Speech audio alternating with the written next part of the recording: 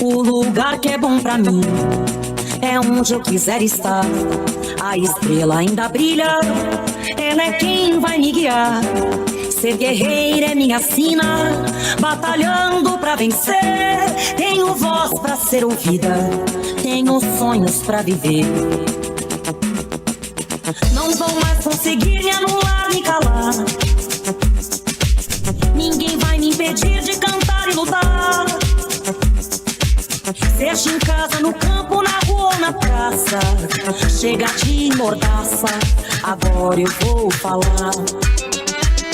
Porque eu sou mulher pra fazer acontecer. Eu sou uma delas, são elas por elas, ocupando os espaços de poder. Porque eu sou mulher pra fazer acontecer. Eu sou uma delas, são elas por elas, ocupando os espaços de poder.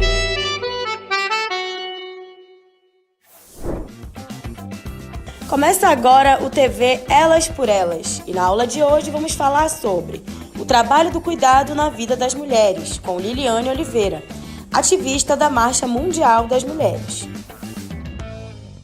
Surge no Brasil a primeira organização, auto-organização de mulheres, que é a Irmandade da Boa Morte. Ela tem um valor histórico, sendo uma entidade, uma organização religiosa, inclusive também por isso, até pela condição que a gente tinha e tem, enfim, no Brasil, e era justamente para conseguir fazer o processo de cuidado daqueles mais abandonados, de contra-euforia, de organização, uma organização que estava enraizada nesse território, né, Cachoeira, enfim, no Recôncavo da Bahia, mas que é exemplo para a gente perceber como nós resistimos. E aí a história do povo brasileiro é uma história de resistência, a história das elites é uma história de exploração, seja daqueles ainda que têm os sobrenomes até hoje, das naus que vieram de Portugal, enquanto nós, né, principalmente nós, tanto com ascendência indígena e com esse reconhecimento, inclusive, aos povos e comunidades tradicionais, quanto das contribuições, né, daqueles e daquelas que foram sequestrados de suas terras e trazidos para cá para trabalho forçado. Então, primeiro é não negar essa parte histórica da gente. A auto-organização e a resistência sempre foi marca do povo brasileiro, então são lutas sociais que nós do PT somos herdeiros e herdeiras, e eu acho que isso nos torna tão grandes, tão fortes, tão vivos após mais de 45 anos de existência, e a gente vai justamente construindo esses marcos. E aí eu acho que o feminismo, e por isso citei a Boa Morte, a luta das mulheres, ela é a luta por sobrevivência, é uma luta de resistência, e está inserida na história. E foi possível, seja na Revolta dos Búzios, na Revolta dos Malês, que a gente teve mulheres como cumprindo papéis centrais com muito protagonismo, seja no que a gente tem hoje de fazer o debate da política, de participar da política, de conseguir avançar, por exemplo, nessa agenda desse último período agora, que é com o governo Lula, de tentativa justamente de dar conta, né, de reorganizar o que foi essas grandes perdas que a gente sofreu aí no golpe. Então a gente precisa reorganizar a garantia de direitos, né, a proteção social, e pensar os novos passos que a gente tem que dar na sociedade, porque se o Bolsa Família foi uma revolução na vida das mulheres pobres, majoritariamente negras, a gente tem que dar um outro salto, né? E aí não tem como não falar da segurança pública, porque isso adoece as nossas companheiras. Não tem uma mãe que durma em paz sabendo que seu filho ou sua filha está em risco, que seu território é um território deflagrado. Então, quais são as nossas estratégias também? E assim, trazendo demandas urgentes que estão na ordem do dia da vida das mulheres. mas quais as nossas estratégias para conseguir superá-las? Então, seja do ponto de vista de uma segurança pública cidadã, com controle social, que a gente consiga romper as marcas, né, tão enraizadas sobre a proteção da propriedade privada, por um lado, e até hoje uma visão sobre corpos negros, que são corpos a serem descartados. Isso é justamente por isso tão importante falar da nossa formação, porque é isso que reflete até hoje em determinadas ações e ações do Estado. Então, para a população negra, para as mulheres negras, que são, em sua maioria, as chefes de família, né, que garantem o sustento das suas famílias, que dão conta dos seus mais velhos e dos mais novos, e estão em trabalhos mais precarizados. A gente, por exemplo, na questão do trabalho, a gente tem a CLT, mas as empregadas domésticas só vieram ser reconhecidas em 2015, né, com Dilma, 2015, se eu não me engano. Então, a gente está muitos séculos atrás no que tange, né, no que tem a perspectiva dos direitos, né, da construção de uma cidadania plena. E aí, pensar esses caminhos significa trazer assuntos indigestos para a mesa, mas também conseguir construir junto os caminhos da superação. E aí, na política do cuidado, por exemplo, para a questão das mulheres, é, geralmente é isso, né? As mais velhas cuidam fora de casa, e foi essa a história de várias mulheres negras que foram empregadas domésticas para outras poderem apresentar seu mestrado, seu doutorado, conseguir e criaram os filhos delas, enquanto ninguém criava seus filhos. E isso só vai ser superado com a gente rompendo os ciclos da pobreza, rompendo essa herança, né, de desigualdade, e aí construir essas pontes, esses caminhos passa por educação, passa. é, e a educação, do ponto de vista tanto de nos dar, quanto de ter equipamentos que nos deem condições, né, do cuidado também, porque a educação, ela entra nesse campo, grande campo da política de cuidados, porque se a gente tem educação em tempo integral, significa que essa mulher vai conseguir trabalhar e vai conseguir também ter outras possibilidades, e não ter que ficar em casa até com os meninos, né, aos 4, 5 anos de idade ainda, porque não tem acesso à creche pública ou à escola em tempo integral, que dê conta dela ter uma jornada de fato e que essas crianças não estejam expostas, né, às diversas mazelas que estão nos seus territórios. Então, pensar o impacto do cuidado na vida das mulheres negras é reforçar que somos nós as que sustentam praticamente esse debate. Aí não é só como empregada doméstica, dentro da casa, mas se a gente vai olhar nos setores, nos segmentos empresariais, onde as mulheres negras estão, não é na chefia, mas se você entrar no banheiro, talvez seja uma mulher negra parecida comigo que vai estar limpando o banheiro. A gente está falando sobre poder, e aí alterar a fotografia do poder significa construir caminhos, estradas, pavimentar e, principalmente, construir processos de reparação, seja em leis, seja em políticas públicas, mas principalmente na mudança que é cultural também da sociedade sobre em qual lugar nós estamos, né? Nós mulheres negras não somos as mulatas tipo exportação, nós somos mulheres, nós temos desejos, nós temos autonomia, mas somos donos dos nossos corpos e das nossas vidas.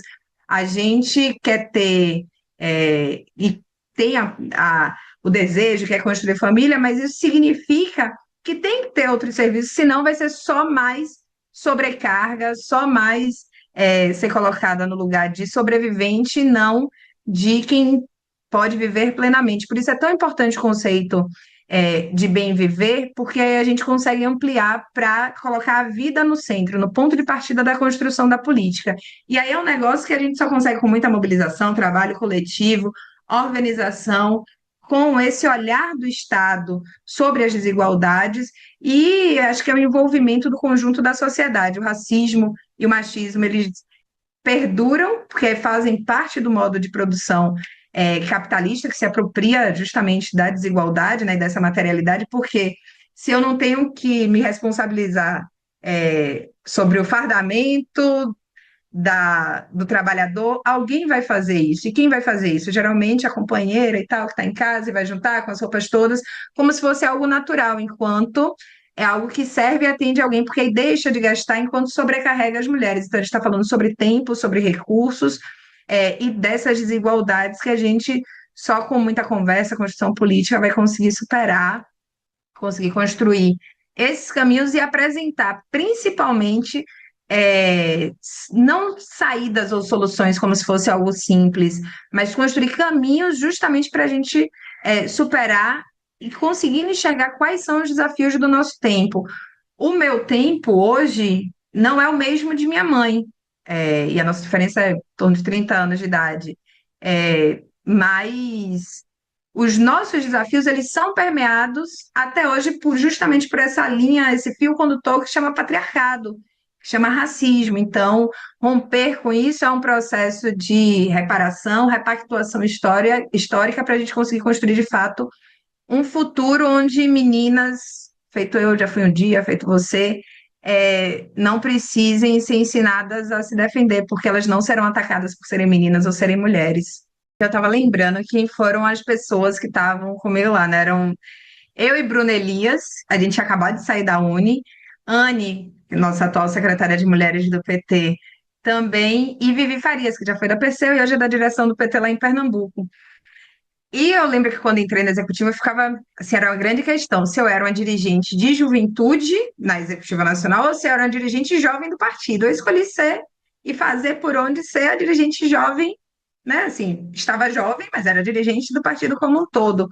É, e isso eu acho que, para quem foi da primeira gestão, tiveram vários estranhamentos, né? Seja de parecer que a gente estava falando uma outra língua, de que a gente tinha uma disposição para algumas coisas e não para outras, que a gente não entendia muito bem algumas coisas, mas foi fundamental.